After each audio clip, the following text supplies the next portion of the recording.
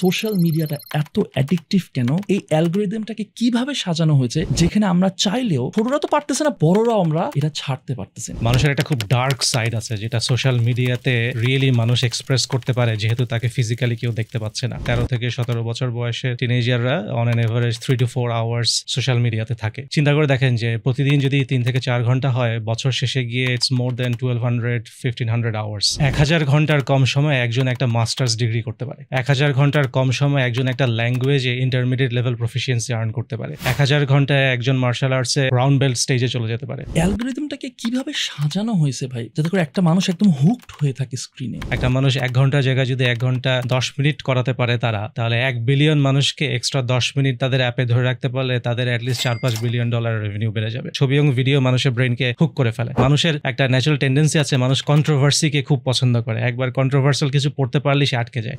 আপনি Facebook, Instagram এই কোম্পানিগুলোয় সবার স্বপ্ন থাকে যাওয়া, তো আপনি এখানে এত গুরুত্বপূর্ণ পোস্টে ভাই কাজ করছিলেন, ছাড়লেন কেন?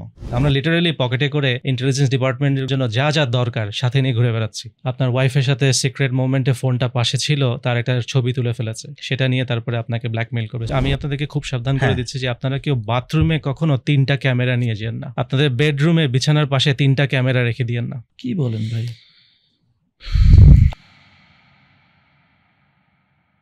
আজকে আমার আসলে জানার আগ্রহ যেহেতু আপনি মেটাতেই কাজ করেছেন বা কাজ করতেন একটা সময়, এই যে সোশ্যাল মিডিয়ার যে অ্যাডিকশন বা যে স্মার্টফোন অ্যাডিকশন আমরা বলি, আমরা আসলে এটার ভিতরটা জানতে চাচ্ছি যে এটার পিছনের অ্যালগরিদম কি, কিভাবে ব্রেইনটাকে হ্যাক করা হয়, ওই অ্যাসপেক্টসগুলো। বা তার আগে আমি একটু স্ট্যাটিস্টিক্স শেয়ার করতে চাই যে এটা যাতে করে যারা দেখতেছে তারা বুঝতে পারে যে কি এটা কতটা ভয়াবহ অবস্থা এখন আমরা সবাই সাফার করতেছি।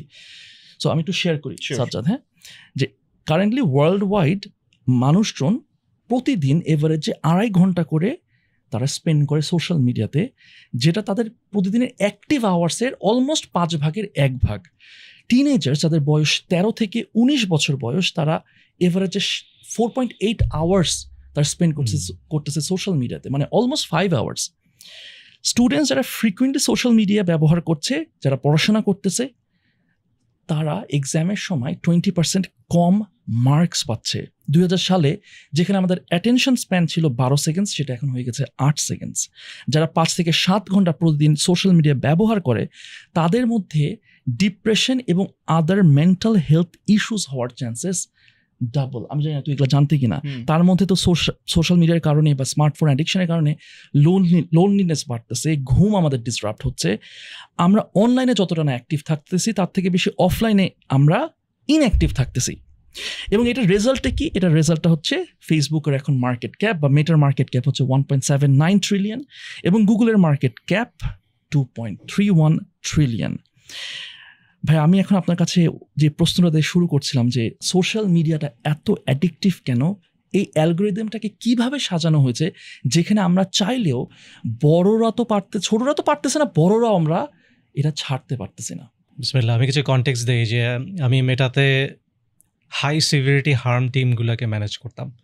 আমাদের কাজই ছিল মেটার প্রোডাক্টগুলোতে যে হাইয়েস্ট সিভিরিটি ড্যামেজগুলো হয়, মানুষ যে হাইয়েস্ট সিভিরিটি ক্রাইমগুলো করে, সেগুলোকে ডিল করা। একটু এক্সাম্পল, যেমন সিম্পল এক্সাম্পল থেকে যদি স্টার্ট করি, যে বুলিং অ্যান্ড হ্যারাসমেন্ট থেকে বাচ্চারা সুইসাইডাল হয়ে গেছে, বুলিং অ্যান্ড হ্যারাসমেন্ট থেকে থ্রেট অ্যান্ড ভায়োলেন্সের দিকে চলে গেছে, blackmail, sexual extortion, child sexual abuse, child prostitution, human trafficking, terrorism, organised violence, এরকম হাইয়েস্ট সিভিরিটি হার্ম সেগুলো আমরা ডিল করতাম।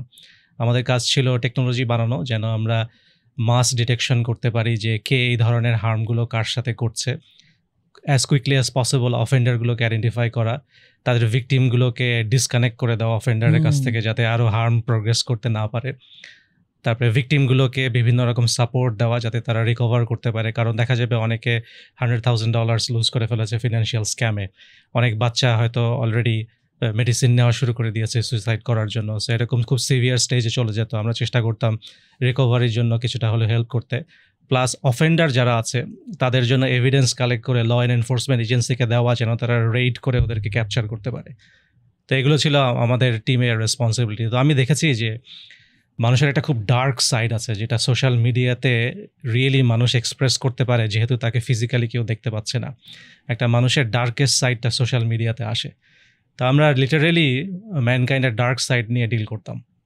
তো ওখানে আমি দেখেছি যে মানুষের কত হার্ম হয়। আপনি যে স্ট্যাটিস্টিক্সগুলো দিলেন যে ধরেন লেটস সে টিনেজাররা আজকে থেকে 13 থেকে 17 বছর বয়সের টিনেজাররা on an average 3 to 4 hours social মিডিয়াতে থাকে।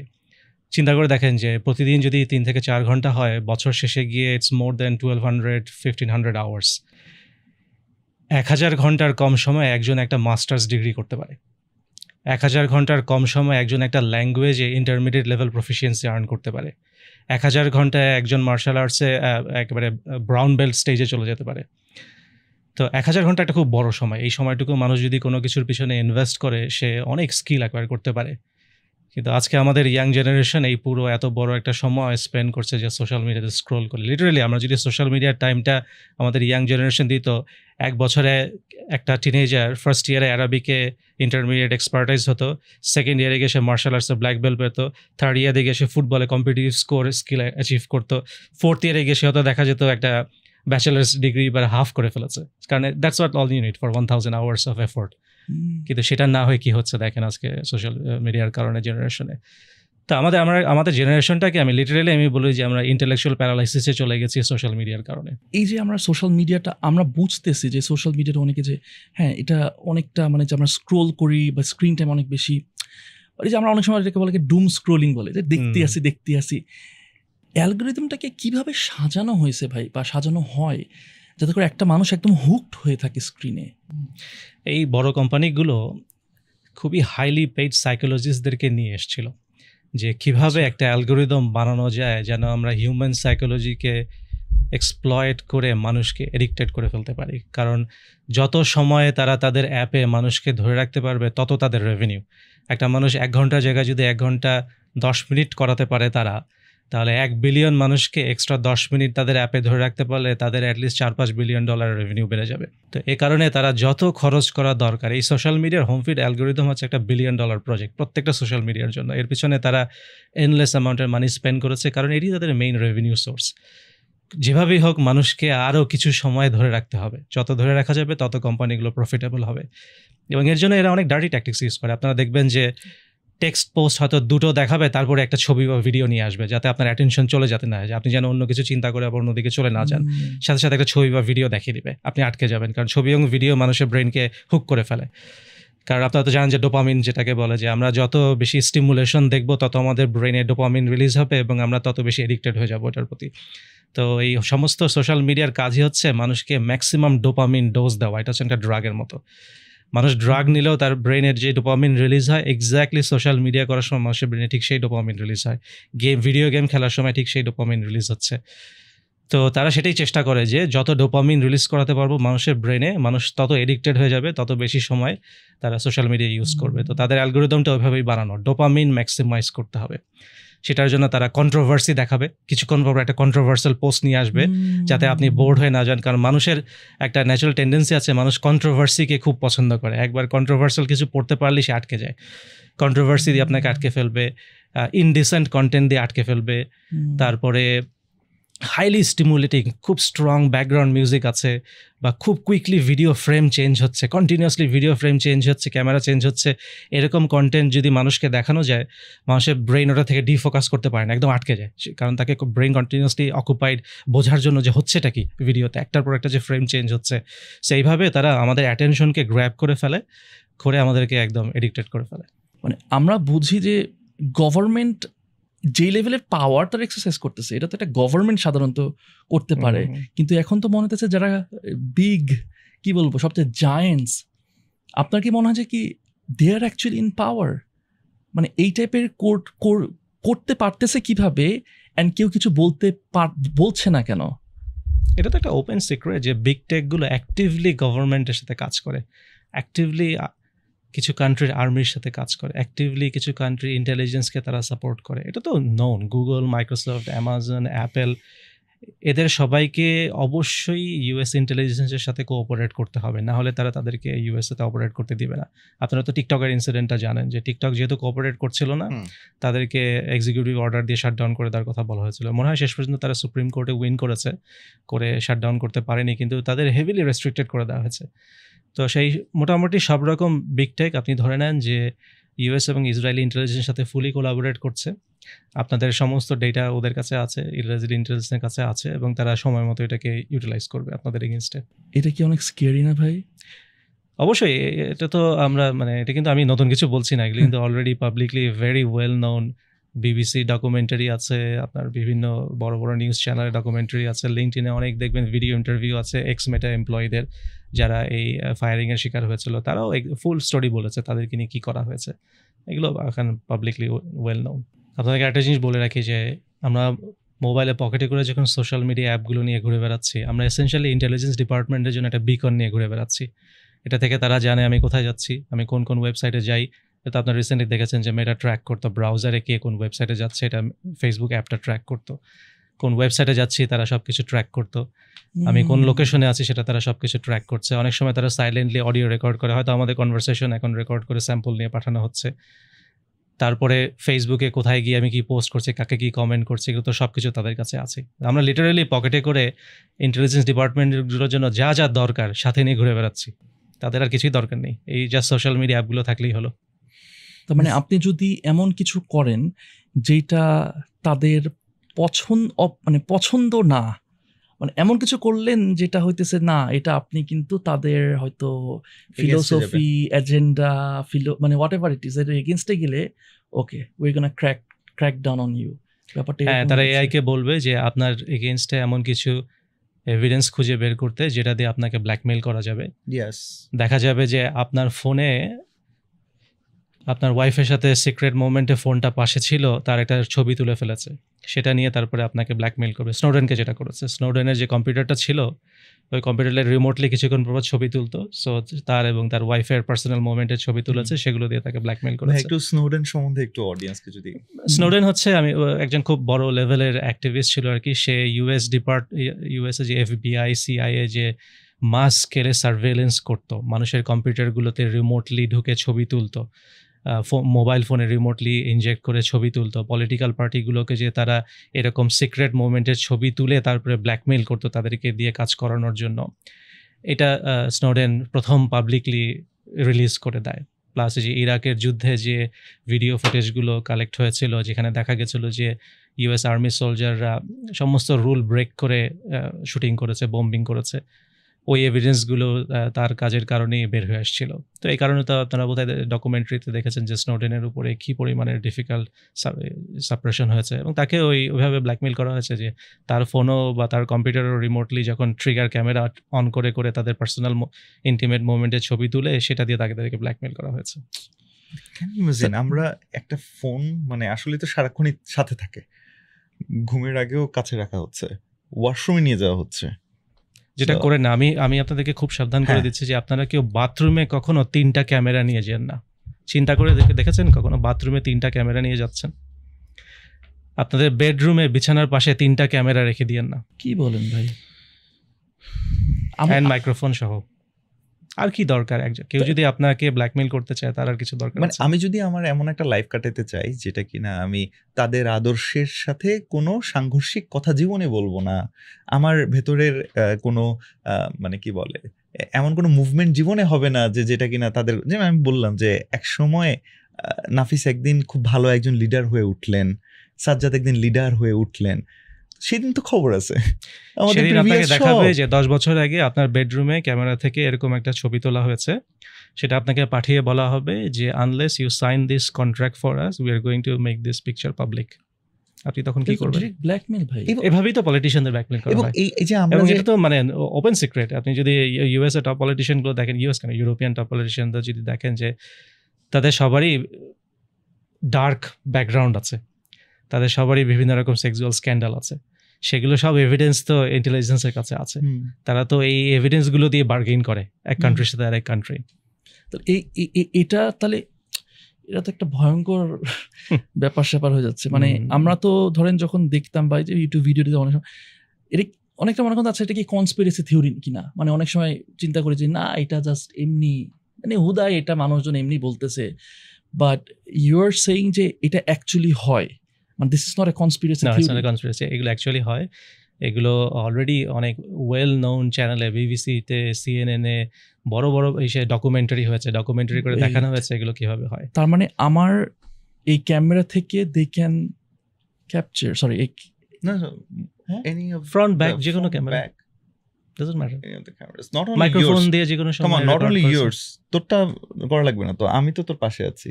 আমারটা হ্যাঁ, আপনাকে কম্প্রোমাইজ করতে না পারলে যে ইজি টার্গেট হচ্ছে ওনার ফোনটা, হ্যাঁ, হয়তো আমার ওনাকে ফোন দিয়ে কম্প্রোমাইজ করবে। আমার উইকেস্ট লিংক ওয়াইফের যে ফোন, আপনার ওয়াইফের ফোন। ফোনকে, আপনার ওয়াইফকে এসএমএস পাঠিয়েছে 50% ডিসকাউন্টে শাড়ি পাওয়া যায়, ক্লিক করেছে, তার মোবাইলটা কম্প্রোমাইজ হয়ে গেছে, এরপর থেকে তার মোবাইলে রিমোটলি রেকর্ড হচ্ছে।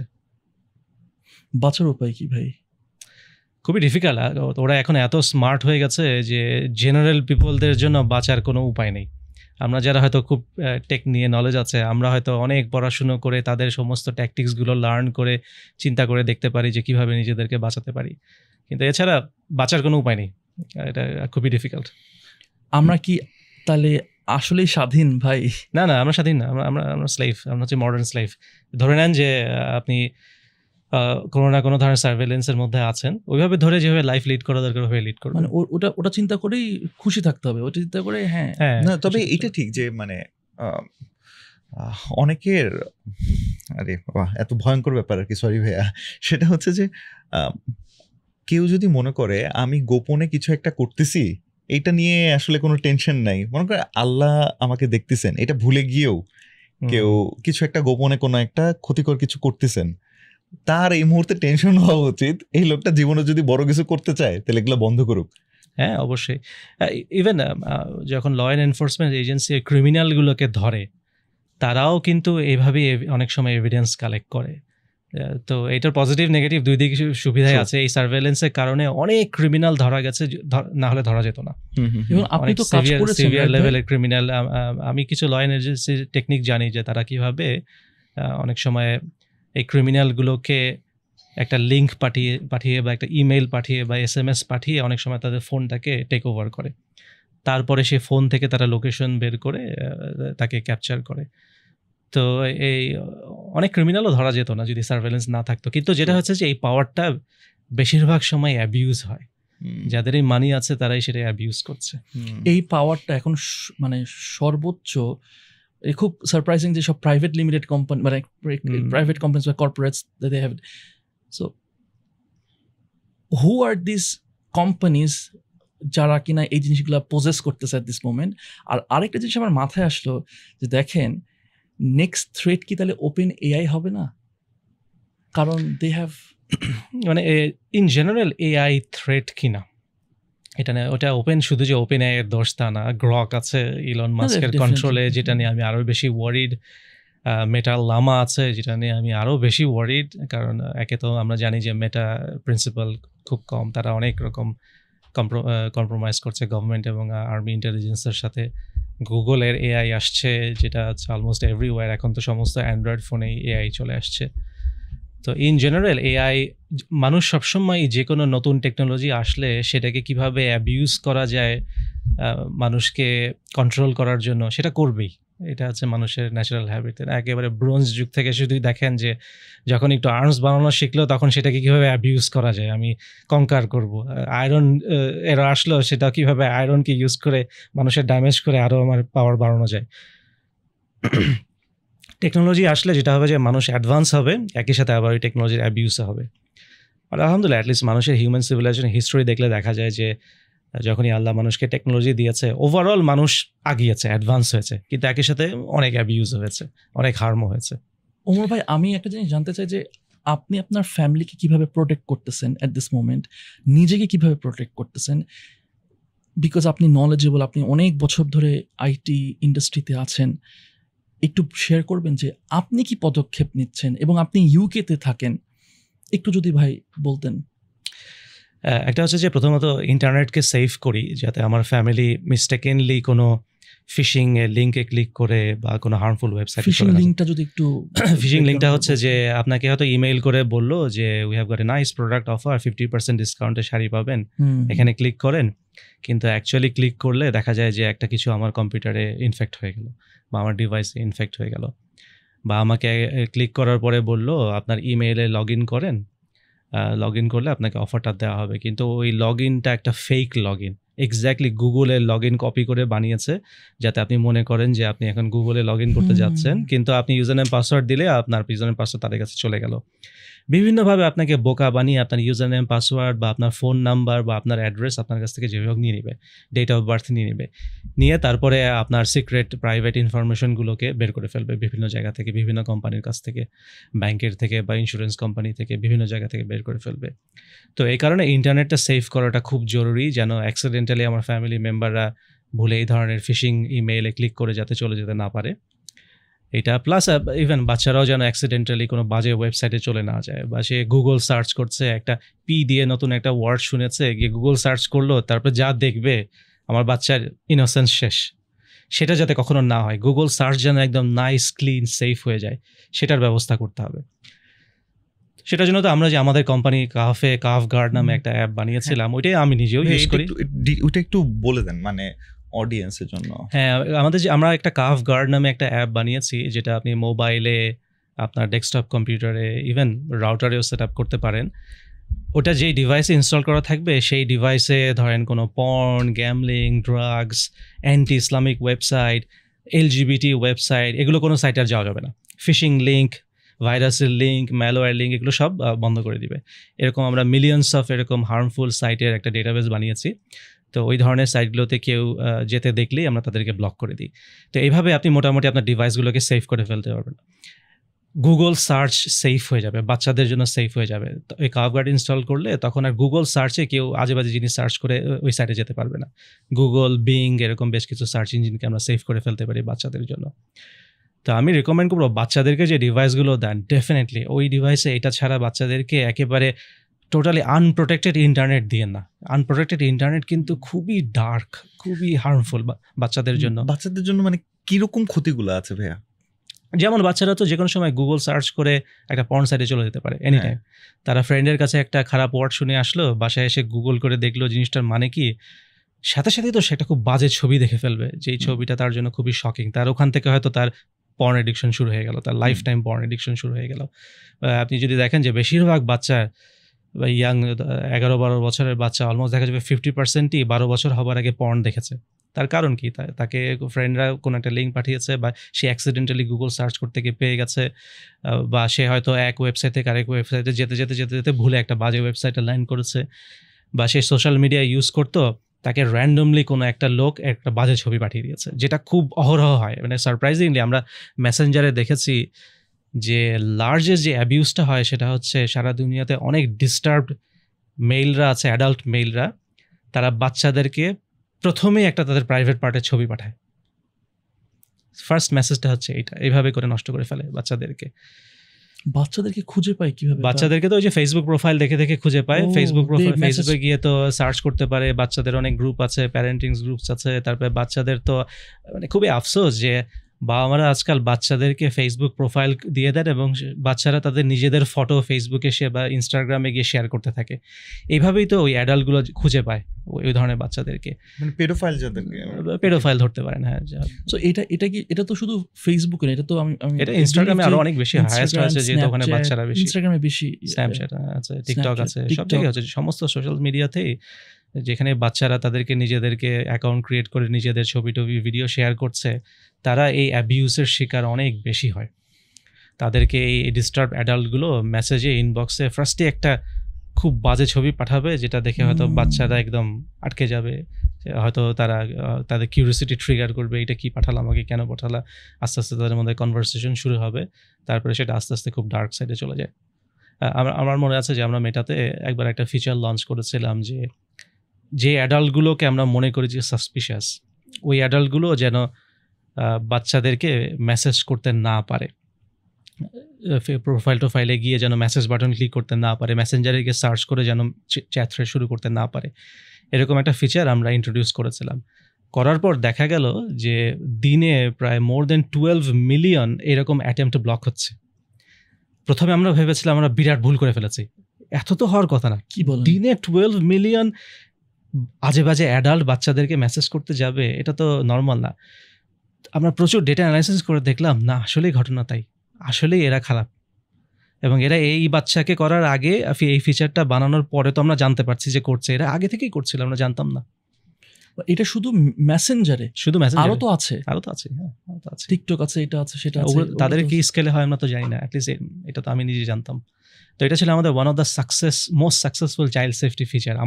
আমি চাইল্ড সেফটি টিমটা চালাতাম। তো এটা যখন আমরা ফাইনালি ডিপ্লয় করলাম এবং করে শেষ পর্যন্ত দেখলাম যে আসলেই তো অলমোস্ট প্রায় 12 মিলিয়ন অ্যাটেম্প্ট ব্লক করতে পারছি দিনে, তখন আমরা বুঝলাম যে কত বড় একটা হার্ম আমরা বন্ধ করে দিলাম। এটা আমাদের জন্য একটা খুব বড় সাকসেস স্টোরি ছিল।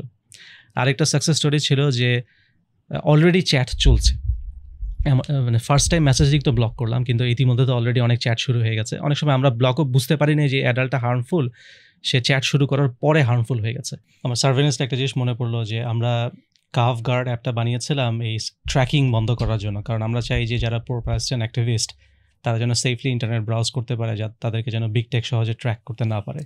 এই জন্য আমরা বহু ট্র্যাকার এই কাভ গার্ডে ব্লক করে দিয়েছি। এটা আমাদের নিজেদেরও দরকার, প্লাস যারা অনেক অ্যাক্টিভিস্ট আছে তাদেরও যেন সেফলি থাকতে পারে, তাদেরকে যেন সহজে বিগ টেকগুলো ট্র্যাক করতে না পারে। তো আমি সাজেস্ট করবো যারা অ্যাক্টিভিজমে আছেন তারা ভুলেও রেগুলার ব্রাউজার ইউজ করবেন না। ক্রোম, সাফারি ইউজ করা মানে হচ্ছে গুগল এবং অ্যাপেলকে বলে দেবো আমি এক্স্যাক্টলি কোন সাইটে যাই কী করি। তো সেটার বদলে হয়তো আপনারা আমাদের ব্রাউজারটা ইউজ করতে পারেন, কাভ ব্রাউজার। আমরা এই ব্রাউজারের পুরো সোর্স কোড পড়ে এনশিওর হয়েছে যে এখানে কোথাও গুগল, মেটা বা কোনো বিগ টেকের ট্র্যাকার নেই। এটা আমাদের নিজেদের সেফটির জন্যই দরকার ছিল। তো এই কাভ ব্রাউজার দিয়ে যদি ইন্টারনেট ব্রাউজ করেন আপনি মোস্ট লাইকলি ইন্টেলিজেন্স ডিপার্টমেন্টের কাছে একদম ডিসঅ্যাপিয়ার হয়ে যাবেন, ব্ল্যাক আউট হয়ে যাবেন। আর কাভ গার্ডও একটা খুব কাজের ব্যাপার হবে, যেটা অন্যান্য অ্যাপগুলোকে এই সিগন্যাল পাঠানো আপনি কখন কোথায় যাচ্ছেন এগুলো অনেকখানি বন্ধ করে দিবে। এখন আপনাদের এটাতে ইউজার কত? কাভ গার্ডে এখন পর্যন্ত ওভার 2 মিলিয়ন ইনস্টলেশন হয়েছে ওয়ার্ল্ড ওয়াইড। 70% বলবো বাংলাদেশি, কারণ আমরা যেহেতু প্রাইমারিলি এই প্রোডাক্টগুলো সবই প্রথমে বাংলাদেশ দিয়ে শুরু করছি, বাংলাদেশে সাকসেসফুল হলে আস্তে আস্তে ইন্টারন্যাশনাল মার্কেটে যাই। তো এরকম ওভার 2 মিলিয়ন ইনস্টলেশন হয়েছে। কাভ ব্রাউজার আমরা পাবলিকলি জানানো শুরু করলাম বোধহয় 2-3 সপ্তাহের মতো হবে, এর মধ্যেই ওভার 100,000 ইনস্টলেশন হয়ে গেছে। আলহামদুলিল্লাহ এই দুটো প্রোডাক্ট শুরু করছে, হয়তো আমরা ইনশাল্লাহ 1 মিলিয়ন হিট করতে পারবো ব্রাউজারে by end of this year. Second আরেকটা সাকসেস স্টোরি বলতে পারি, যেটা আমরা চাইল্ড সেফটি টিম থেকে করেছিলাম। আচ্ছা, আরেকটা যে স্ট্যাটিস্টিক্স বলতে ভুলে গেছি, যে এর আগে যে বললাম যে 12 মিলিয়ন ডেইলি অ্যাটেম্প্ট একজন অ্যাডাল্ট বাচ্চাকে মেসেজ করতে যাচ্ছে, এটা ছিল মেসেঞ্জার এবং ইনস্টাগ্রাম দুটো মিলে। তো আমরা যে চাইল্ড সেফটি টিমে ছিলাম আমরা একই সাথে মেসেঞ্জার এবং ইনস্টাগ্রাম দুটোর চাইল্ড সেফটির কাজই করতাম।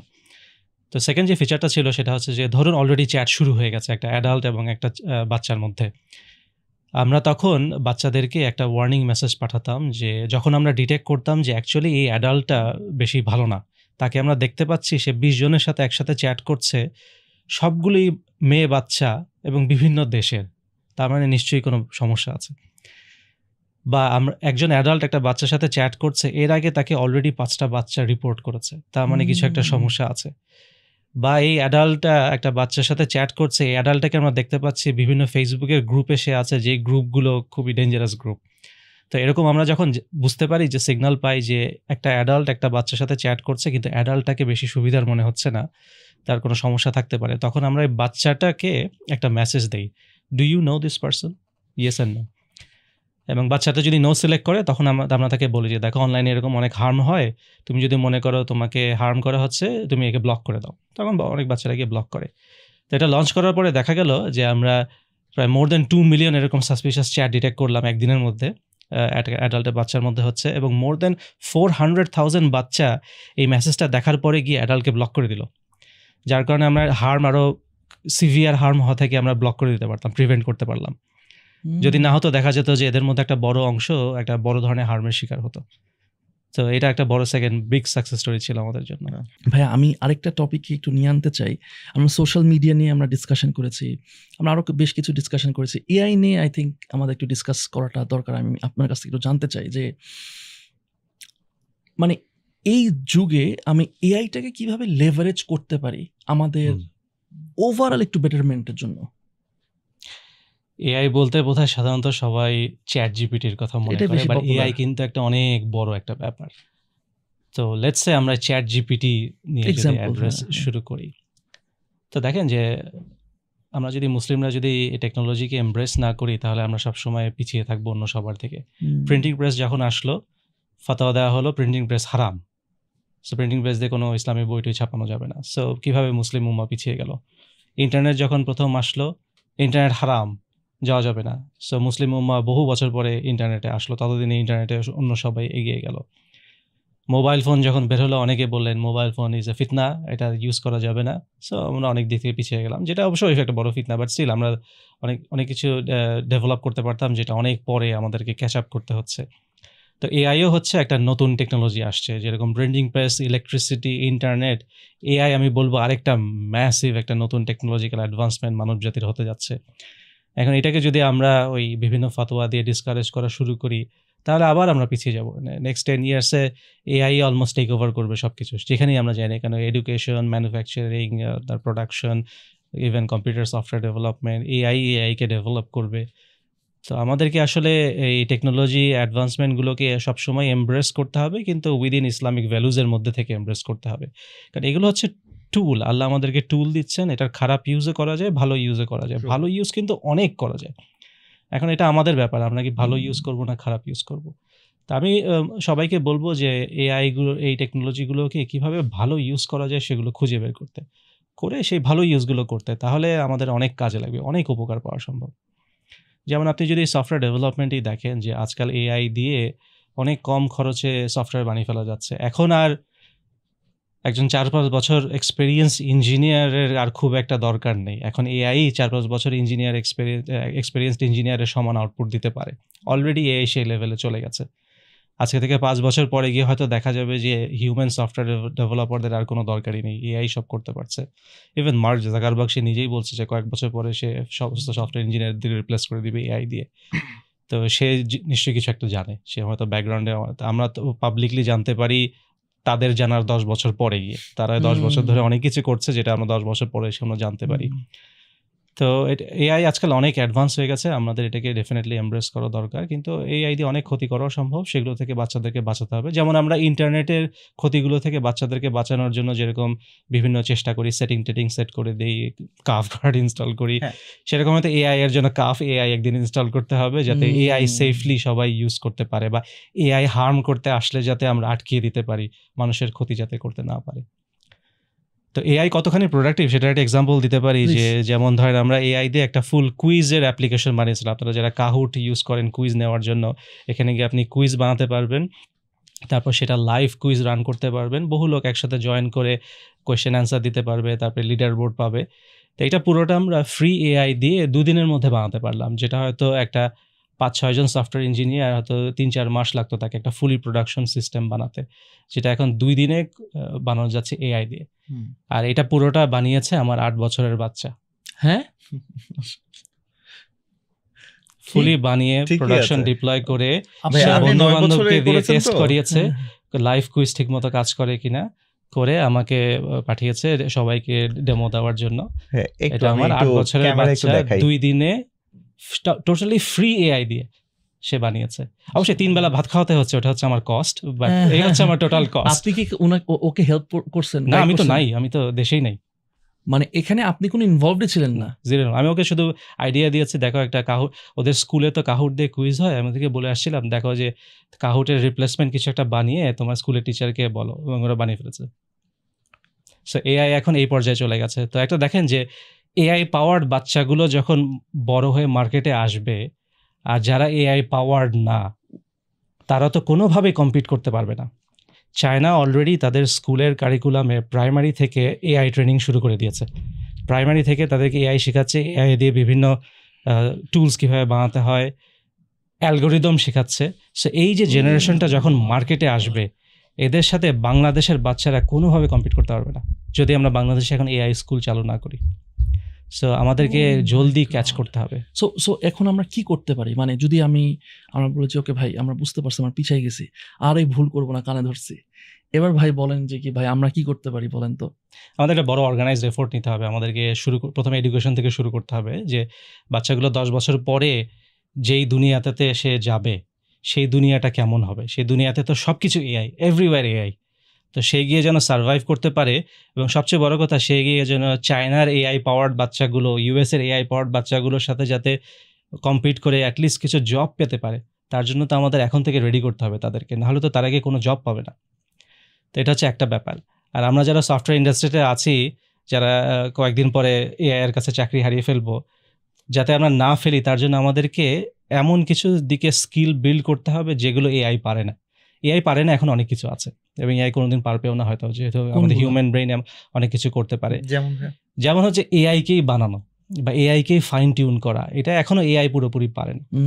তারপরে অনেক ব্যাপার আছে ইথিক্সের ব্যাপার, যেটা এআই কখনো হয়তো হিউম্যান লেভেলে থিঙ্কিং করতে পারবে না। তারপরে বেশ কিছু রিসার্চ এরিয়া আছে যেগুলো হিউম্যান ব্রেনের পক্ষে করা সম্ভব, যেগুলো এআই এখনো পারে না। জানি না পরে পারবে কিনা, হয়তো 10 বছর পরে গিয়ে হয়তো দেখা যাবে সেগুলো আমরা পারছি না। তো দেখতে হবে। এবং এটা কিন্তু শুধু কম্পিউটারে না, ইভেন আপনি যদি একজন ডক্টর বা সার্জনের কথা চিন্তা করেন, হার্ট সার্জনদেরকে এখন এআই এসে রিপ্লেস করে দিচ্ছে। এআই আরও মোর এফিসিয়েন্টলি হার্ট সার্জারি করতে পারে। তারপরে ক্যান্সার ডিটেকশন করা, যে একটা মাইক্রোসফট একটা টেস্ট করেছিল, তারা কয়েকশো এমআরআই এক্সরে খুবই এক্সপেরিয়েন্সড হিউম্যান ডাক্তারদেরকে দেখিয়েছে ডিটেক্ট করার জন্য যে কোনগুলোতে ক্যান্সার হওয়ার চান্স আছে, আর এআইকে দেখিয়েছে। এআই হিউম্যানদের থেকে বেটার রেজাল্ট দিয়েছে, মোর অ্যাকুরেট রেজাল্ট দিয়েছে। সো অলরেডি সেখানে আমরা দেখতে পাচ্ছি যে একটা রিপ্লেসমেন্ট শুরু হয়ে যাচ্ছে, যে মেডিকেল ইন্ডাস্ট্রিতে ব্রেইন সার্জারি আজকাল এআই রোবটরা করা শুরু করে দিয়েছে, যে ডক্টর কিছু কমান্ড দেয়, তারপরে এআই গিয়ে সুন্দর করে ফেলতে পারে ওই জায়গাগুলো। তো ইভেন মেডিসিনেও একটা বলা হবে, ম্যানুফ্যাকচারিংয়ে তো হবেই, ম্যানুফ্যাকচারিংয়ে তো ম্যাসিভ অটোমেশন হবে, ম্যাসিভ লে অফ হবে। তাদের যে কি হবে আমি এটা নিয়ে খুবই ম্যানুফ্যাকচারিং মানে ধরেন ফ্যাক্টরিতে যে প্রোডাকশনগুলো হচ্ছে, যেখানে মানুষ হাতে ধরে ধরে ফাইন টিউনিং করছে, প্রোডাক্টগুলোকে বানাচ্ছে, ফিজিক্যাল লেবার যেখানে রাখছে, ওখানে তো এআই পাওয়ার্ড মেশিন বসে যাবে তখন। আচ্ছা, তো তখন তো সেই ফিজিক্যাল লেবারের আর কোনো দরকার নেই। সো তখন কি করব? তখন তো তাদেরকে তো অল্টারনেটিভ জব খুঁজে দিতে হবে। সো আমাদের এখন থেকে চিন্তা করা শুরু করতে হবে 10 বছর পরে গিয়ে এআই কোন কোন মানুষের চাকরি বা ব্যবসা বাণিজ্যের সুযোগ এআই এর কাছে চলে যাবে, বাকি থাকবে কোনগুলো, সেগুলোর জন্য এখন আমাদেরকে ট্রেনিং শুরু করতে হবে, সেগুলোর জন্য বিল্ড করতে হবে। বা আরেকটা হতে পারে যে হ্যাঁ, এআইকে দিয়ে কিছু যেই কাজগুলো করানো যায় সেগুলো একটা মানুষকে যদি এআই এর সাথে অ্যাড করা হয়, আরও হয়তো অনেক বেটার, ফাস্টার, মোর অ্যাকিউরেসিতে করা যাবে। সেটার জন্য কীভাবে আমরা মানুষকে রেডি করতে পারি যেন সে এআইকে হেল্প করে আরও প্রোডাক্টিভ হতে পারে। তো একটা সময়কে মানে আমি 10 বছর পরে গিয়ে কিন্তু এআইদের মধ্যেও কম্পিটিশন শুরু হবে, যে শুধু এআই দিয়ে যারা ম্যানুফ্যাকচারিং, সার্জারি, প্রোগ্রামিং করছে শুধু এআইকে দিয়ে, কোনো মানুষ ছাড়া, আর যারা মানুষ এবং এআইকে দিয়ে করাচ্ছে তারা কিন্তু অবশ্যই বেটার আউটপুট দিবে। তো ওই স্টেজের জন্য আমাদেরকে রেডি হওয়া শুরু হতে হবে এখন। আমি যদি ভাই আপনি বললেন না যে কি চায়নাতে এখন তো অলরেডি শিখাইতেছে বাচ্চাদেরকে, আমার তো মনে হয় যে ভাই আমরাই অবসলিট হয়ে যাব। আমি সাজ্জাদ, আমরাই তো মনে হয় যে আর 5-10 বছর পরে হয়তো বা আমাদেরই বা কী হবে। তো এই জায়গাটাতে ভাই হোয়াট ক্যান উই ডু, মানে মি অ্যাজ অ্যান ইন্ডিভিজুয়াল বা someone who's watching right now, সে কীভাবে নিজেকে প্রস্তুতি নিতে পারে, এই যদি একটু বলতেন। সেটাই আমাদেরকে দেখতে হবে যে আজকে থেকে 5 থেকে 10 বছর পরে এআই কোথায় যাবে, সেখানে আমি কি করতে পারবো সেটা আগে আমাদেরকে বুঝতে হবে। এআই কোন কোন জায়গাগুলো টেক ওভার করে ফেলবে পুরোপুরি, কোন জবগুলো পুরোপুরি এআই বা মেশিনের কাছে চলে যাবে। হয়তো শুধু এআই বললে ভুল হচ্ছে, অ্যাকচুয়ালি মেশিনের কাছে চলে যাবে, মেশিন উইথ এআই, মানুষের আর দরকার হবে না। তো সেই জবগুলো যদি চলে যায়, আমি যদি সেই ইন্ডাস্ট্রিতে থাকি, তখন আমাকে তো অবশ্যই অন্য কোনো জব খুঁজে বের করতে হবে যেগুলো মেশিনের কাছে যাবে না। সেখানে আমাদের এখন স্কিল বিল্ড করতে হবে। চলেন সবাই ফার্মিং শিখি, আর কোনো উপায় দেখছি না। ফার্মিংও কি এআই? ফার্মিংও এআই শুরু হয়ে যাবে। হ্যাঁ সেটাই, ফার্মিংও তো আজকাল মেশিন দিয়ে, একটা মেশিন ছেড়ে দিবেন ফিল্ডের মধ্যে, এআই পাওয়ার, সে ভিজুয়ালি দেখবে কোথায় কোথায় আমার গিয়ে পানি দিতে হবে, কোথায় গিয়ে খুঁড়তে হবে, সেই নিজেকে খুঁড়ে ফেলবে। কোথায় জানি দেখতেছিলাম যে আপনার এখন জাস্ট 2টা জিনিস খুব ইম্পর্টেন্ট জানা, একটা হচ্ছে এআই এর ব্যাপারগুলো আরও হওয়া, আর হচ্ছে ইংলিশ, যাতে করে এআই কি কমান্ড কিভাবে করবেন এন্ড হোয়াট নট, এই বিষয়গুলো, যেটাকে প্রম্পট ইঞ্জিনিয়ারিং বলে, যে কিভাবে আমি এআই কে খুব এফিশিয়েন্ট প্রম্পট দিতে পারি। এটা কিন্তু সবাইকে শিখতে হবে এখন। ভাইয়া আমি তো চ্যাটজিপিটি ইউজ করি। সো আমার একটা চ্যাটজিপিটির একটা প্রম্পট আছে যেখানে ওকে আমি প্রম্পট ইঞ্জিনিয়ার বানাইছি। সো ওকে আমি ভেগলি কিছু বলি, কারণ আমি জানি যে আমি যখন প্রম্পট দিব, প্রম্পট ইঞ্জিনিয়ার হিসেবে হয়তো আমি অতটা ভালো না হতে পারি। সো ওকে আমি বানাইছি প্রম্পট ইঞ্জিনিয়ার, দিয়ে বলি যে তুমি আমার এটা আমার মনের সব কষ্ট দুঃখ না, এবার তুমি আমার প্রম্পট বানাও, ওরে দে এইটা ওটা হাবি যাবি অনেক কিছু বানাই। ভাই একটা জিনিস আমি একটু জানতে চাই, প্রতিদিন আমি যখন এআই আপডেটসগুলো দেখি, ভাই প্রতিদিন মানে নতুন নতুন নিয়ে আসতেছে, আর আমার ফোমো কাজ করে, মানে ফিয়ার অফ মিসিং আউট, যে আরে বাবা এটা জানতে হবে, কি গুগল এই যে নোটবুক, এই জেমিনাই, এই কিমি, তারপরে এইটা ওইটা, সবকিছু এত এত এত এআই টুলস। আমার কাছে মনে হচ্ছে কি আমি আসলে প্যারা খাইতেছি যে ভাই মানে কোনটা ছেড়ে কোনটা শিখবো। হয়তোবা আমরা মোটামুটি সবাই ChatGPT-টাই মোস্টলি পপুলার, বাট এই জায়গাটা কি করবো ভাই, এত এত এবং সবগুলো মাঝে এটা মনে হয় ভালো, ওটা মনে হয় ভালো, কিন্তু আসলে কি করা উচিত ভাই বলেন তো? আমাদেরকে আপ টু ডেট থাকাটা কিন্তু খুব জরুরি। এই কারণে আমি বেশ কিছু নিউজ লেটারে সাবস্ক্রাইব করে রেখেছি, যারা আমাদেরকে ডেইলি আপডেট দিচ্ছে যে কোন কোন এআই টেকনোলজি আসছে, এআই এর কম্পারিশন করা, এটার থেকে এটা ওইদিকে ভালো ওইদিকে খারাপ। আমি নিজেও ডেইলি বলতে গেলে অ্যাটলিস্ট আধা ঘন্টা থেকে 1 ঘন্টা এক্সপেরিমেন্ট করি বিভিন্ন যে নতুন টেকনোলজি আসে, নট শুধু এআই বা নতুন টেকনোলজি যাই আসে, আমি মানে ডেইলি আমি এটার পিছনে কিছুটা হলেও সময় দিই, আধা ঘন্টা 1 ঘন্টা হলেও সময় দিই। তো গত 1 বছরে দেখা যাবে আমি অ্যাটলিস্ট 300-400টা এআই টুল ট্রাই করেছি। তাই তো এটা করতে হবে, এটা না করলে এটা তো সবার জন্য জরুরি না অবশ্যই, বাট অ্যাটলিস্ট আমরা যারা আইটি ফিল্ডে আছি তাদের আসলে এটা করাটা দরকার। এবং এই যে রিসার্চ করার কারণে দেখা গেছে যে আমি অনেক এআই টুল বের করেছি যেগুলো ব্যবহার করে আমরা অনেক বেনিফিট হয়েছে, আমরা অনেক কম কস্টে সফটওয়্যার বানাতে পারছি, অনেক কম কস্টে আমাদের এখন টেস্টিং করতে হচ্ছে। আগে 5 জন লোককে হায়ার করে যে কাজ করাতে হতো সেটা আমরা এখন 1 জন লোককে দিয়ে করাতে পারছি। যেমন আমার কম্পিউটারে তো আমি ক্লড কোড একটু সময় নিয়ে শিখেছিলাম, সেই ক্লড কোড দিয়ে আমি এখন রাতে ঘুমাতে যাওয়ার আগে প্রম্পট লিখে দিই, ঘুমের থেকে উঠে দেখি বিভিন্ন ফিচার বানানো হয়ে গেছে। বাথরুমে যাওয়ার আগে বাথরুম আটকে রেখে প্রম্পট লিখে যে বাথরুমে যাই, বাথরুম করে এসে দেখি একটা বাগ ফিক্স হয়ে গেছে। গাড়িতে উপরে ওঠার আগে, বাসা থেকে নামার আগে প্রম্পট লিখে ল্যাপটপ হাতে নিয়ে গাড়ি থেকে বসে থাকি, আমার অফিস যেতে যেতে একটা ফিচার বানানো হয়ে যাচ্ছে। তো এআই দিয়ে এখন এভাবে নন স্টপ এআই দিয়ে কাজ করানো যায় যখন আমি নিজে হয়তো কাজ করতে পারছি না।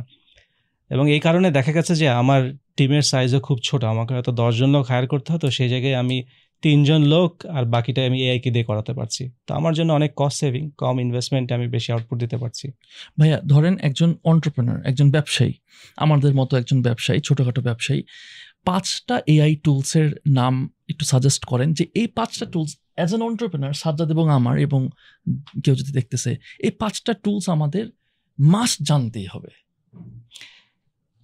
এক একটা টুল এক এক কাজের জন্য স্পেশালাইজেশন আছে। যেমন জেমিনাই হচ্ছে ইন্টারনেটে রিসার্চ করে আপনাকে একটা কম্প্রিহেন্সিভ রিপোর্ট দেওয়া।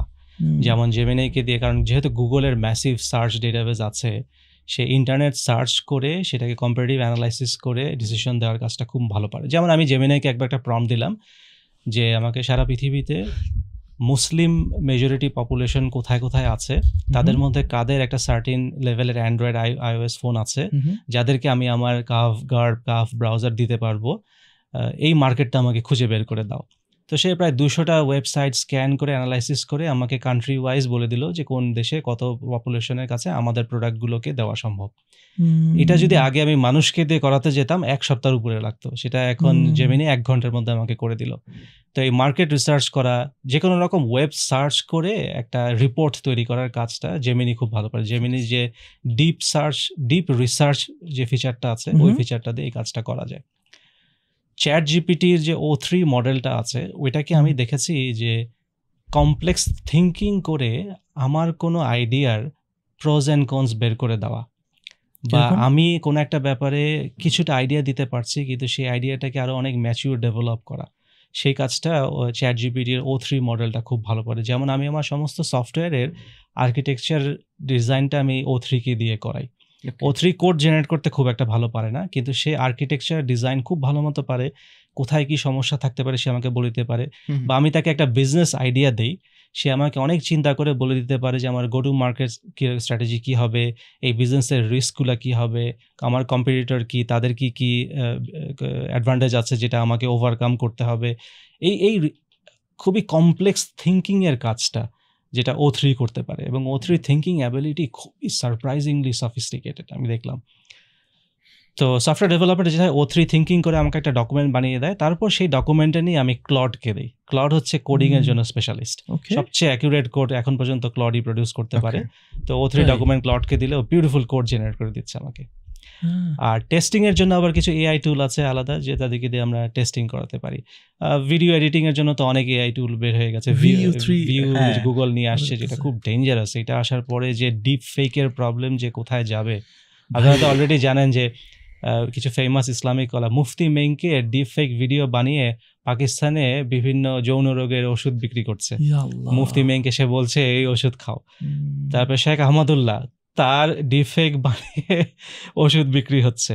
অলরেডি এই লেভেলে চলে গেছে ভাই। এবং সবচেয়ে স্কেরি পার্ট হইতেছে যে কি, আমাদের বাসায় অনেক মুরব্বী আছে, মানে যারা তারা আমাকে বলতেছে এই দেখো দেখো নাফিস এখানে কি হইতেছে, একটা বাচ্চা ঠাস করে পড়ে গেল, কাদার মধ্যে ডুবে গেছে, বলছে আরে কি হলো। আমি বললাম যে কি এটা তো ফেক, এবং ওনারা বুঝতে পারছেন কারণ ওনারা তো টেক স্যাভি না, রাইট? আমরা অনেক সময় বুঝে উঠতে পারতেছেন যে ভাই কোনটা রিয়েল কোনটা ফেক, এবং অনেকে এরকম উল্টাপাল্টা করতেছে, পিছনে বাংলা ওয়ার্ডস গুলা এলিয়েনের মতো দেখাইতেছে, তখন আমরা বুঝতেছি হ্যাঁ অনেক সময় আর কয়েকদিন পরে হয়তো ভাই এটা বুঝাও যাবে না, এটা থেকে শুরু ভাই। মানে ইমাজিন করেন 3-4 ইয়ার্স এর পরে কি হবে। এই যে চ্যাটজিপিটি তো 2022 সালে আপনার এটা হলো, অ্যানাউন্স হলো, মাত্র 3 বছর হয়েছে ভাই। 3 বছরে কোথায় গেলাম আমরা, তাই না? 3 বছর হয়েছে ভাই, ছিল আর এখন কোথায় চলে আসছে। আমি আপনাকে একটা ভয়ঙ্কর কথা শেয়ার করি, সেটা হচ্ছে আমার টিম তো ভাইয়া হচ্ছে একটু ক্রিয়েটিভ থট নিয়ে কাজ করতে হয়, হ্যাঁ, ব্র্যান্ডিং নিয়ে। সো এমন একটা প্রবলেম আমি পাওয়া শুরু করলাম, সেটা হচ্ছে আমাদের টিমে খুব জেনজিদেরকে এখন ইনভাইট করি, হ্যাঁ তোমরা কাজ করো, যারা মাত্র এসএসসি দিল, এইচএসসি দিবে, এরকম এই বয়সটা খুব 17, 18, 19 এই বছরের, ইন্টারন্যাশনাল লেভেলতে আটকে যাবে নাকি আল্লাহ নোজ। যাই হোক, তো এই ছেলেরা যখন কাজ করে ওদের থেকে আমরা অনেক কিছু বুঝতে পারি, শিখতে পারি, যে আরে দারুণভাবে চিন্তা করে। একটা জিনিস যেটা দেখলাম, ওরা এআইতে আমাদের চেয়ে অনেক ভালো করতেছে। আমরা একটা এআইকে যেভাবে এক্সপ্লোর করতেছি বা এটার সাথে অ্যাডাপ্ট করতেছি, তার অনেক ফাস্ট দেখি করে ফেলতেছে। যে কোনো একটা প্রবলেম হচ্ছে, আমি কোনো একটা কিছু হচ্ছে না, এটা মানে ভাই স্ক্রিনশট নিয়ে চ্যাটজিপিটিকে দিলেই হয়। আমি তো এভাবে চিন্তা করি না, ওরা অনেক ফাস্ট চিন্তা করে। প্রবলেম যেখানে পাই, যেখানে আসলে এই ব্রেন খাটানোর কথা ছিল, সেটাও এখন বন্ধ হয়ে গেছে। আমি বলতেছি একটা ওয়ার্কশপ হবে, ওয়ার্কশপের টাইটেলটা কি দরকার, সবার দেখি ল্যাপটপ খুলে চ্যাটজিপিটি চলে গেছে। ওয়েট, এটা না নর্মালি ব্রেন থেকে এসে পড়ার কথা ছিল কয়েক সেকেন্ডের মধ্যে। they have stopped thinking about it. না, এখানে আমি একটু অ্যাড করি সাজ্জাদের সাথে, যে একটা ভাই জানেন, দেখছেন একটা রিসার্চ বা একটা রিপোর্ট আসছে যে ওই যে আমরা যে ক্রিয়েটিভ রাইটিং করি বা লেখালেখি করি, তো ধরেন যে এআইকে দেওয়া হয়েছে, একটা হচ্ছে হিউম্যানকে, আরেকটা হচ্ছে এআই অ্যান্ড হিউম্যান কোলাবোরেট করে করছে। সো দেখা গেছে সবচাইতে বেস্ট রাইটিংটা সেটা আসে যখন এআই অ্যান্ড হিউম্যান কোলাবোরেট করে করছে। এটা এরকম আমি একটা রিপোর্ট পেয়েছি। আর একটা ইন্টারেস্টিং জিনিস তুই বললি না, যে এখনের যে জেনারেশন মানে জি, এখন আলফা তারা ইমার্জ করতেছে, তো আমি নিজেও নোটিস করি যে এরা ভাই এত অ্যাডভান্সড মাশাআল্লাহ। এখন এই যে এজেন্টিক এআই, যেমন NAN, যেটা এখন মানে এখন এজেন্টস, এআই এজেন্টস নিয়ে করতেছে। আমি কিন্তু ব্যাপারটা কি, দেখ আমরা যখন ছোট ছিলাম আমাদের হাতে কিন্তু টাইম ছিল, রাইট? সো টাইম যখন ছিল, তুই আর আমি তো ধর বিজনেসে বা এইটা প্রবলেম সলভ করছি, এটা ওটা, আমাদের কিন্তু ফ্রি টাইমটা আস্তে আস্তে কমে যাচ্ছে।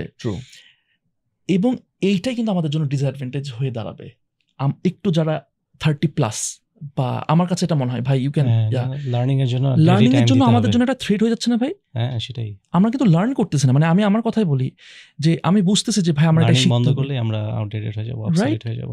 এই জায়গাটা আপনার কি সাজেশন? কারণ আমি জানি মানে আমরা তো সবসময় মানে সিন্স আমরা কোম্পানি রান করতেছি, we are always solving problems.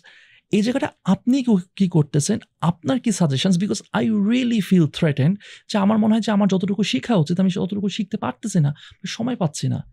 কি করেন আপনি? আপনারা তো ইয়াং, আমি তো বুড়ো হয়ে যাচ্ছি, আমার জন্য তো এটা আরো বড় থ্রেট। তা আমি যদি নিজেকে এই আপ টু ডেট টেকনোলজিগুলোর সাথে নিজেকে আপ টু ডেট রাখতে না পারি, আমাকে হায়ার করবে কি?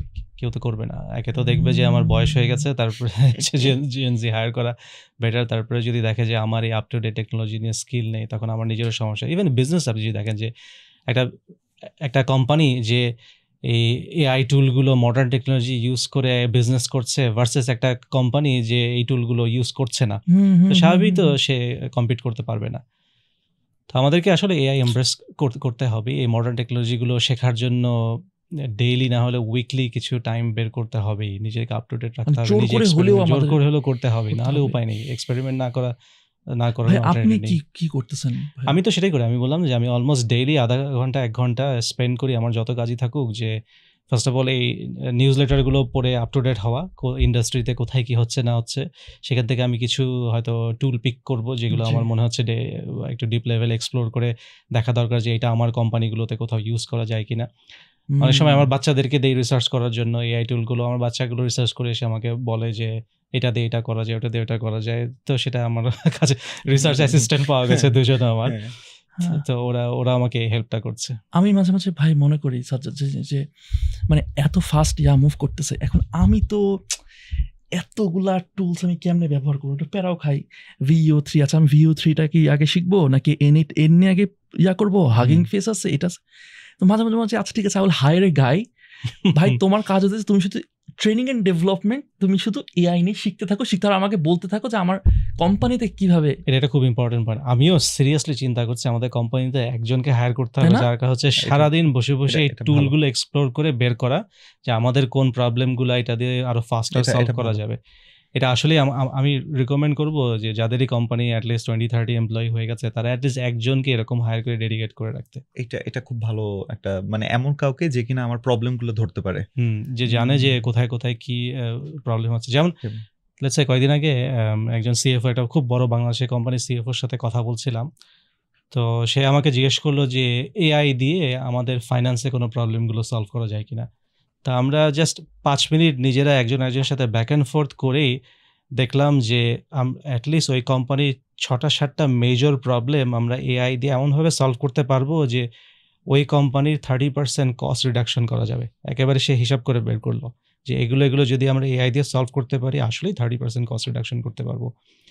তো সব জায়গায় এখন আমার সিরিয়াসলি এআই নিয়ে বসা দরকার, চিন্তা করা দরকার, ব্রেইন স্টর্মিং করা দরকার যে আমার কোম্পানিতে এখন এই মেজর সমস্যা আছে, এটা কোনো এআই আছে কিনা কোথাও যে আমাকে হেল্প করতে পারবে। ভাইয়া একটা জিনিস আমরা খুব ভালোভাবে বুঝলাম যে এন্টারপ্রেনার আছি অথবা যে কোনো প্রফেশনাল, আমরা টাইম বের করতে হবে, বা স্টুডেন্ট আমাদের টাইম বের করতে হবে so that we can invest in learning undoubtedly. আবার ওইদিকে আজকে আমাদের ডিসকাশন শুরু হলো সোশ্যাল মিডিয়া নিয়ে, যে সোশ্যাল মিডিয়ায় এত পরিমাণ টাইম দিচ্ছি, টাইম কোথায় আমার? এখন এই অবস্থা থেকে আমি আসলে কিভাবে আমি বেস্ট টাইম ইউটিলাইজ যেন করতে পারি, আমি যেন টাইম ম্যানেজমেন্ট বা প্রোডাক্টিভিটিতে প্রো হতে পারি, হোয়াটস ইউর টিপস? হ্যাঁ, এটা অনেক বড় ব্যাপার। নিজের লাইফস্টাইল চেঞ্জ না করলে আসলে প্রোডাক্টিভ হওয়াটা খুব ডিফিকাল্ট। এখন এত বেশি ডিস্ট্রাকশন, এন্টারটেনমেন্ট চলে আসছে যে আমরা দিনে দিনে খুব এন্টারটেনমেন্টে ইউজড হয়ে গেছি। আমার খুবই সারপ্রাইজ লাগে মাঝে মাঝে আমি যখন জেনজির সাথে কথা বলি, অনেকে আমাকে বলে তো আমার তো একদিনও যায় না আমি মুভি না দেখে পার করি। তো এটা আমার কাছে খুবই শকিং যে একটা মানুষ এভরি সিঙ্গেল ডে একটা না একটা কিছু মুভি দেখবে, এটা কিভাবে হতে পারে? সিরিজ দেখতে হবে, সিরিজ শেষ করতে হবে এটা খুব রেগুলার হয়ে গেছে। আমাদের সময় আপনি চিন্তা করে থাকেন, আমরা যখন ইয়াং ছিলাম একটা টিভি চ্যানেল ছিল, বিটিভি, সেখানে শুধু বিকাল 5:20 একটা কার্টুন হতো, দ্যাটস ইট। এই ছিল আমাদের এন্টারটেনমেন্ট। বাকি পুরো সময়টা 8-9 ঘন্টা আমরা কি করতাম? বই পড়তাম, খাতায় কোডিং করতাম, বিজনেস করতাম, সিডি বার্ন করতাম, কত কিছু করতাম, লার্নিং করতাম, বাইরে খেলাধুলা করতাম, এক্স্যাক্টলি কত প্রোডাক্টিভ কাজ করতাম। কিন্তু আনফর্চুনেটলি এখনকার জেনারেশন এটা একটা এন্টারটেনমেন্ট এডিকশনটা একটা খুব বড় প্রবলেম হয়ে গেছে। তারা দিনে 3-4 ঘন্টা এন্টারটেনমেন্টের পিছনে দিয়ে দিচ্ছে, যার কারণে এই 3-4 ঘন্টায় যে বিরাট স্কিল আর্ন করা যেত সেটা আর করতে পারছে না। তো এটা একটা বড় ব্যাপার যে প্রথমে আমাদেরকে এন্টারটেনমেন্ট এডিকশন কমাতে হবে, যে আমাকে প্রতিদিনই আমাকে কয়েক ঘন্টা এন্টারটেনমেন্ট কনজিউম করতে হবে, এটা থেকে বের আসতে হবে। সপ্তাহে কয়েক ঘন্টা করতে পারে, সে একেবারে এন্টারটেনমেন্ট ছাড়াও তো থাকা খুব ডিফিকাল্ট, সপ্তাহে কয়েক ঘন্টা করতে পারে। আর প্রোডাক্টিভিটি টিপস যেটা দিতে পারি যে একেবারে ঘুমানো অপটিমাইজ করা, খাবার যেন হেলদি খাবার খাওয়া, খাবার থেকে যদি স্টার্ট করি, আমরা যদি গার্বেজ ইন করি গার্বেজ আউট তো হবেই, তাই না? তো আমার প্রোডাক্টিভিটি, ফিজিক্যাল অ্যাবিলিটি, আমাকে নিজেকে পুশ করা, সেটার জন্য যে এনার্জিটা দরকার, সেটা তো ডিপ ফ্রাইড চিকেন এবং তেলে চপচপা ভেজিটেবল আর টোটালি হোয়াইট রাইস খেতে কোনোদিন হবে না, তাই না?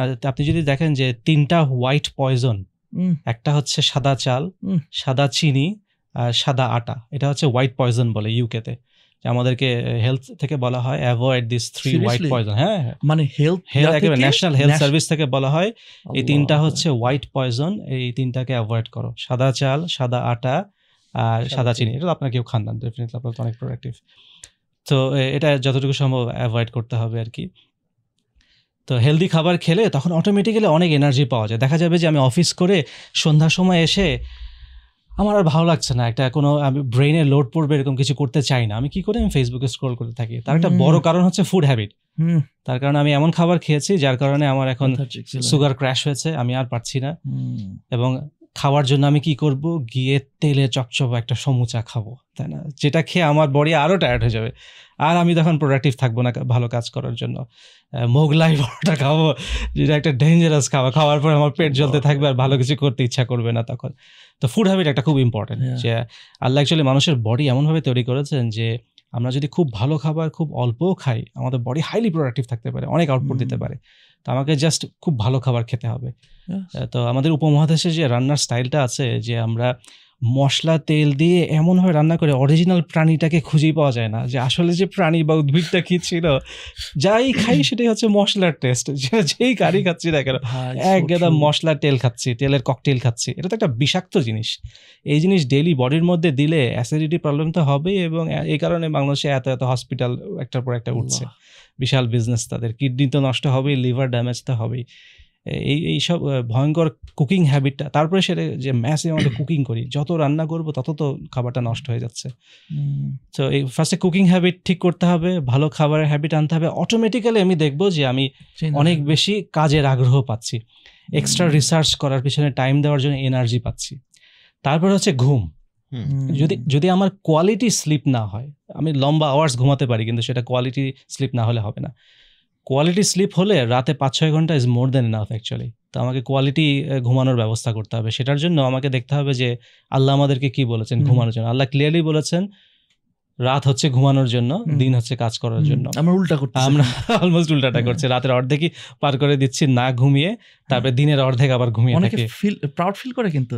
হ্যাঁ, এটা কিন্তু খুব ডিস্ট্রাকটিভ একটা হ্যাবিট, যে কোরআনে মাল্টিপল টাইমস বলা হচ্ছে যে রাত হলে সূর্য ডুবে যাওয়ার পর থেকে ঘুমানোর প্রিপারেশন নিতে হবে মানুষকে। ওটা হচ্ছে মানুষের রেস্টের টাইম। সূর্য উঠে যাওয়ার সাথে সাথে ওয়ার্কিং মোডে যেতে হবে, কারণ তখন হিউম্যান বডি সবচেয়ে বেশি এফিসিয়েন্ট হয়। সানলাইট মানুষের বডিকে অনেক এফিসিয়েন্ট করে দেয়। এটা অ্যাকচুয়ালি রিসার্চ করে দেখা গেছে যে আমাদের প্রত্যেকটা সেল অনেক বেশি অ্যাক্টিভ থাকে, বেটার পারফর্ম করতে পারে যখন সানলাইট থাকে। আর যখন সানলাইট থাকে না, সেলগুলো বারবার চেষ্টা করে যে সে ড্যামেজ রিকভারি মোডে যাবে। সারাদিন যে ড্যামেজগুলো হয়েছে সেই ড্যামেজগুলোকে সেলগুলো ফিক্স করা শুরু করে যখন সানলাইট চলে যায়। কিন্তু সমস্যা হচ্ছে যে আমরা রাতের বেলা অনেক ব্রাইট লাইট অন করে রাখি। যখনই আমি মোবাইল খুলে আমার চোখে এই হোয়াইট লাইটটা দিলাম, সাথে সাথে আমার ব্রেন কনফিউজ, ও আচ্ছা এখনো তো দিন চলছে, রাত হয়নি। সাথে সাথে সেলগুলোকে বলে না না, তোমরা যে ড্যামেজ রিকভারি শুরু করেছিলে, তোমাদের নিজেদের রিপেয়ার করছিলে, রিপেয়ার বন্ধ করো, এখনো রাত হয়নি। তো রাত 12টা-1টা পর্যন্ত আমি যেটা করছি, আমার বডিকে রিপেয়ার করতে দিচ্ছে না। রিপেয়ার না করার কারণে যেটা হচ্ছে, আমার বডিতে কন্টিনিউয়াসলি ড্যামেজ হচ্ছে। ড্যামেজ হওয়ার কারণে ওই যে liver problem, acidity problem, kidney problem, হাজার রকমের সমস্যা, ক্যান্সার, এগুলো সব হচ্ছে। তার কারণ হচ্ছে যে প্রতিদিন যে আমার অ্যাটলিস্ট 4-5 ঘন্টা আমার বডি রিপেয়ার করতে পারতো, সেটা করতে পারে না। কারণ আমি সাদা লাইট জ্বলিয়ে মোবাইল স্ক্রিন আমার চোখে দিয়ে ব্রেনকে বলছি এখনো রাত হয় নাই, রিপেয়ার শুরু করো না, তোমার এখনো কাজ করতে হবে। তো যেটা খুবই অ্যাবনর্মাল, মানুষের বডি এইভাবে বানানো হয়নি। তো এই কারণে ঘুমানোটা খুব ইম্পর্টেন্ট, যে যখন থেকে সূর্য ডুবে গেল চেষ্টা করতে হবে যেন রুমে কোনো উজ্জ্বল আলো না থাকে। ইয়েলো লাইট ইউজ করতে হবে, হোয়াইট লাইট ইউজ করা যাবে না। যেগুলো ইয়েলো কালারের লাইট, আমার বাসায় যেরকম সব ইয়েলো কালার লাইট আমি করে রেখেছি, ইয়েলো কালার লাইট ইউজ করতে হবে যেন রাত 9টা-10টা বাজলেই আমার অনেক ঘুম পায়, আমি টাইমলি ঘুমাতে যেতে পারি, এবং ফজরের সময় নামাজ পড়ে আমি উঠে যাব এবং তারপরে কাজ শুরু করব। তো এইভাবে 5-6 ঘন্টার মধ্যে খুব কোয়ালিটি স্লিপ হয়। আমার বডি যখন রিপেয়ার করা দরকার, সে পুরো টাইমটা পাচ্ছে আমার বডিকে রিপেয়ার করতে। সো পরের দিন আমি অনেক বেটার ফিল করি, এবং আস্তে আস্তে এভাবে আমার অসুখও কম হয়। লং টার্ম যে বড় বড় ক্রনিক প্রবলেমগুলো, ডায়াবেটিস, তারপরে হার্টবার্ন, তারপরে hyper tension, blood pressure level, এগুলো মেইনলি হচ্ছে আজকাল যে মহামারী আকারে হচ্ছে, মেইনলি হওয়ার কারণ হচ্ছে যে আমরা রাতে ঘুমাই না। আরেকটা হচ্ছে এই চা। যখন আমার ঘুমানো দরকার, সন্ধ্যার সময় আমি 1 কাপ চা খাই, খেয়ে এনশিওর করি যেন রাত 1টা-2টা পর্যন্ত আমার বডিতে ড্যামেজ হতে থাকে, আমি যাতে বডিকে রেস্ট দিতে না পারি। সো এইভাবে সন্ধ্যার সময় বা বিকালবেলা চা খেয়ে আমার ঘুমটাকে নষ্ট করে তো লাভ হচ্ছে না। ঠিক আছে, ঘুম হবে, কিন্তু ঘুমটা হবে ছাড়া ছাড়া, ডিপ স্লিপ হবে না, যেহেতু আমি ক্যাফেইন বডিতে আছে। যতক্ষণ বডি থেকে ক্যাফেইন না বের হচ্ছে ততক্ষণ পর্যন্ত বডি ডিপ স্লিপে যাবে না। ডিপ স্লিপে না গেলে আমার বডি রিপেয়ার হবে না, সো আমার ড্যামেজ ক্লিন হচ্ছে না, আস্তে আস্তে ড্যামেজ জমতে জমতে একসময় অসুখ শুরু হচ্ছে। তো এই কারণে আজকালকার চা এবং কফি এটাকে আমরা খুব হার্মলেস মনে করি, অ্যাকচুয়ালি এগুলো কিন্তু একটা ডেঞ্জারাস ড্রাগ, এগুলো খুব এডিক্টিভ ড্রাগ। আপনি চিন্তা করে দেখেন যে হোয়াট ইজ ড্রাগ? ড্রাগ হচ্ছে যেটা আপনি রেগুলারলি না দিলে আপনি নর্মাল থাকতে পারেন না, আপনি নর্মাল ফিল করেন না, নর্মালি এফিশিয়েন্ট হতে পারেন না, আপনার মাথা ধরে, খারাপ লাগে, ওইটাই তো ড্রাগ। সেই ড্রাগের ডোজের উপর, স্ট্রেংথের উপর ডিপেন্ড করে আপনার রিয়াকশন কত হবে। চা না খেলে কি আপনার মাথা ধরে? যদি চা একদিন খাওয়া বন্ধ করে দেন আমার খারাপ লাগে? বা কফি যদি খাওয়া যায়, যারা কফি খায় তারা দেখেন একদিন কফি না খেলে তারা নর্মাল থাকতে পারে না, কিন্তু তাদের হেডেক হয়, তারা এনার্জি ফিল করে না, প্রতিদিন সকালে উঠে এক কাপ কফি না খাওয়া পর্যন্ত সে নর্মাল হতে পারে না। সো তার নর্মাল হওয়ার জন্য যে জিনিসটা ডেইলি নিতে হয় সেটাই তো ড্রাগ। সো এই চা এবং কফি কিন্তু one type of mild drug, এদিকে মাইল্ড ড্রাগ হিসেবে ক্লাসিফিকেশন করা আছে। আপনি মেডিকেল বইগুলোতে গেলে দেখবেন যে ক্যাফেইন হচ্ছে ইজ এ মাইল্ড ড্রাগ, এটা তারা ক্লাসিফাই করছে। কিন্তু আমরা জেনারেল পাবলিক কিন্তু জানি না এগুলো যে ড্রাগ, আমরা কিন্তু রেগুলারলি ড্রাগ নিচ্ছি, নার কারণে আমাদের রেগুলার ড্যামেজ হচ্ছে। অনেকে আছে যে চা না খাইলে মনে করেন যে হয় না, মানে কি বলে নরমাল ডিজি ব্যাপার, মানে একটু ডিজি ফিল করে, কনসেন্ট্রেট করতে পারে না, ভালো লাগতেছে না। দেখেন যে জিনিসটা আপনি রেগুলার না নিলে আপনি নর্মাল মানুষ হতে পারেন না, আর সমস্যা, সেটাই তো ড্রাগ, তাই না? তার মানে আপনি ড্রাগ ডিপেন্ডেন্ট হয়ে গেছেন। That's true. আমি যেটা করি, আমি রাতের বেলা চেষ্টা করি যে ওই যে ওয়ার্ম লাইট, আমার প্রত্যেকটা রুমে ওয়ার্ম লাইট আছে, ওয়ার্ম লাইটটা জ্বালাই, ইয়েলো লাইট আর কি, যেটা ইয়েলো লাইট যেটা এরকম। আর আরেকটা আছে যে আমাদের ফোনে ওই যে স্ক্রিন টাইম দেখা যায়, তো আমি রিসেন্ট টাইমে করলাম যে নিজেকে চ্যালেঞ্জ করলাম যে স্ক্রিন টাইম আমি যেভাবে কমানো যায়, ফেসবুক বা অন্যান্য সোশ্যাল মিডিয়া যতটা কমানো যায়, খুব একদম মানে ভালো মতো উইলিংলি আমি এটা চেষ্টা করলাম। হ্যাঁ, কি হলো, আমি দেখলাম যে সাবকনশিয়াসলি আমি এমনি মানে ধূপ করে অন করে ফেলতেছি, এন্ড দেন আমার লাইক আচ্ছা আমি এটা কেন করলাম, আমি নিজেও জানি না যে আমি কেন করতেছি, এবং হঠাৎ করে আমি করে ফেলতেছি, যেহেতু আমি নিজেকে বলছি না আমাকে কিন্তু স্ক্রিন টাইম কমাইতে হবে। ধরেন অফিস থেকে বাসায় যাচ্ছি, ন্যাচারালি শুয়ে হয়তো বা দেখার কথা বা ফেসবুক এন্ড হোয়াট নট, না আমি এটা করবো না, আমি পাশে রেখে দিচ্ছি। ভাই বিশ্বাস করেন কি হয়েছে, আমি লস্ট, আমি এখন করবোটা কি, and then this is the problem.